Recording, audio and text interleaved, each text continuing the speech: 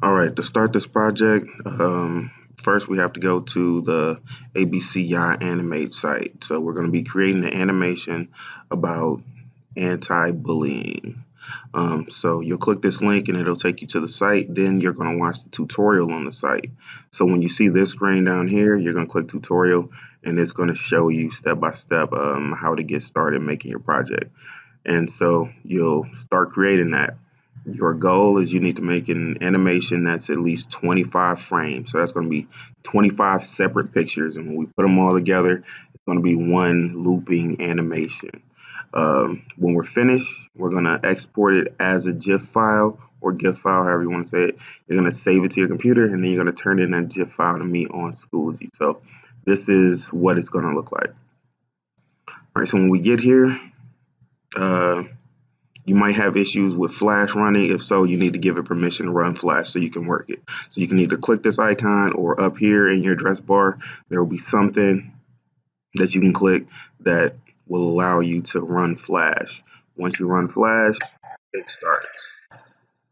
So this is the tutorial that you'll watch, but I'm not going to do that right now. I'm just going to go straight into it.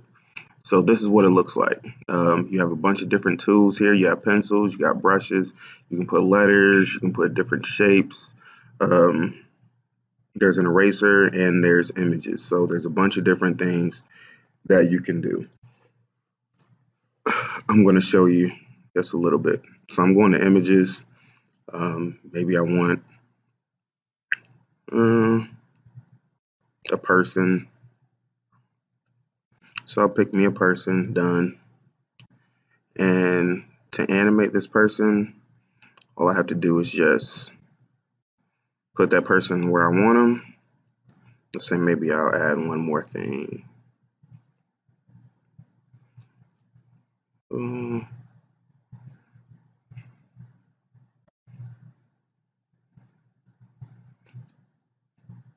I don't know. Maybe a ball. So I have this person and they got a tennis ball. All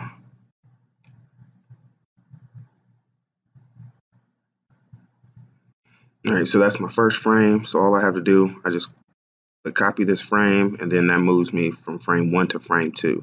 So in order to do your animations, you'll just make small steps towards the next movement that you want them to make. So let's say I want her to move over here, up here, and here. So I'll move that there. I'll copy again.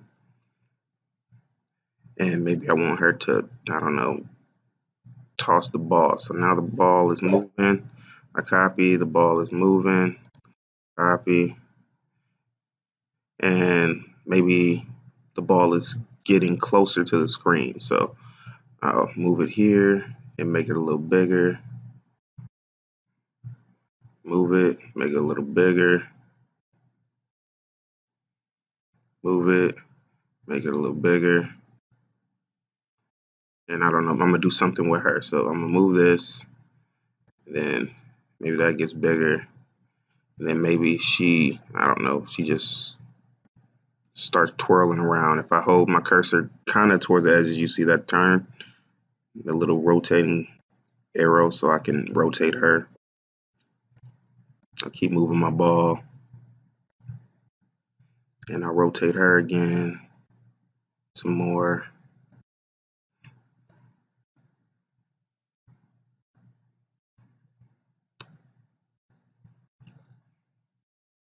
Like that. And then what I have right now, let's see how many slides do I have. I got 11 right here, so it's not much, but when I play it, so it kind of does that. The smaller the steps you take, or obviously the more frames that you have, the more smooth your animation is going to be. But you shouldn't be moving like from frame to frame. I shouldn't be moving this ball like too far, because if I do, then it'll look really choppy on the other frame. So everything you need, every change you do from frame to frame should be a small change. So like now when I play it, and I'll loop it so to just keep going. And maybe I'll play it slower too, so I can adjust my frame rate. and you'll see that the ball was moving smoothly at first and then it's jumping around.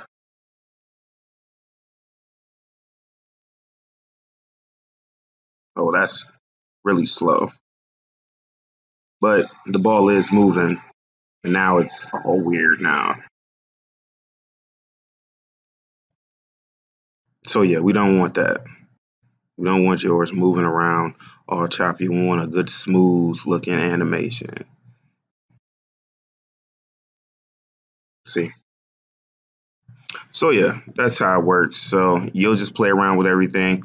You have some arranges here. So if maybe I need to move this ball around, like if I click that, you see it's moving it to the back, and here it moves it in front of her hand. So you have that option. If you need to flip things or group things together, say I want her to stay with the ball, I can select both of them like that. And then I can group them, and that locks both of them together. So when I move her, it moves the ball. When I change her size, it'll change the ball size with her.